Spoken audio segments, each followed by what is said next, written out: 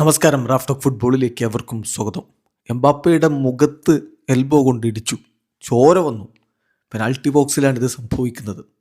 എന്നിട്ടും അത് പെനാൽറ്റി അല്ല അത്രേ. കോമഡിയായി ലാലിഗ റഫറിങ് മാറുന്നു. അതിശക്തമായ ഭാഷയിൽ ആൽവരോ ആർബിലോവ പ്രതികരിച്ചിരിക്കുന്നു.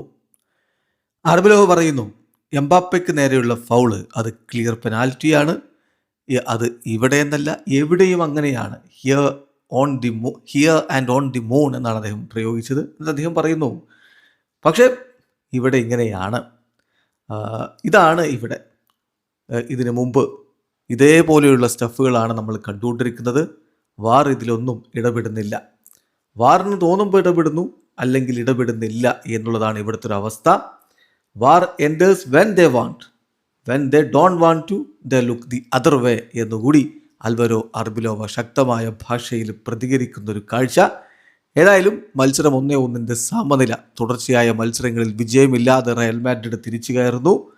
ലാലിഗ മത്സരം ഫെഡെ വാൽവർദയുടെ ഒരു ഗോളിന് ലീഡെടുത്താണ്. പക്ഷെ ജിറോണെ ആ ഒരു ഗോള് ലെമാറിലൂടെ മടക്കിയടിച്ചു. സമനിലയിൽ കുരുങ്ങി. ഇപ്പോൾ 6 പോയിന്റ് വ്യത്യാസമായി റയൽ മാഡ്രിഡിന് FC ബാഴ്സലോണയുമായിട്ട്. അതായത് 2ാം സ്ഥാനത്ത് റയൽ, 1ാമത് ബാഴ്സ്. ഇന്നത്തെ കളി ബാഴ്സ് വിജയിക്കൂടി ചെയ്ത 9 പോയിന്റ് വ്യത്യാസമാകും. അതായത് ഏതാണ്ട് പൂർണ്ണമായും ലാലിഗ കൈവിടുന്ന സ്ഥിതിവിശേഷമായിരിക്കും. ഈ മത്സരത്തിൽ റയൽ മാഡ്രിഡിൻ്റെ മുന്നേറ്റങ്ങൾ നയിച്ചുകൊണ്ട് ബ്രൈൻ ഡയസും കിലിയൻ എംബാപ്പയും വിനി ജൂനിയറുമാണ് ഒരുമിച്ചിറങ്ങിയത്. എന്നാൽ കളിയുടെ ആദ്യ പകുതി ഗോൾ രഹിതമായിട്ട് അവസാനിച്ചതിന് ശേഷം 2ാം പകുതിയിൽ 51ാമത്തെ മിനിറ്റിലാണ് റയൽ മാഡ്രിഡിൻ്റെ ഗോൾ ഫെഡെ വാൽവർദെ നേടുന്നത്. ബ്രൈൻ ഡയസിൻ്റെ അസിസ്റ്റിൽ നിന്ന് വാൽവർദയുടെ ഗോൾ പിറക്കുന്നു.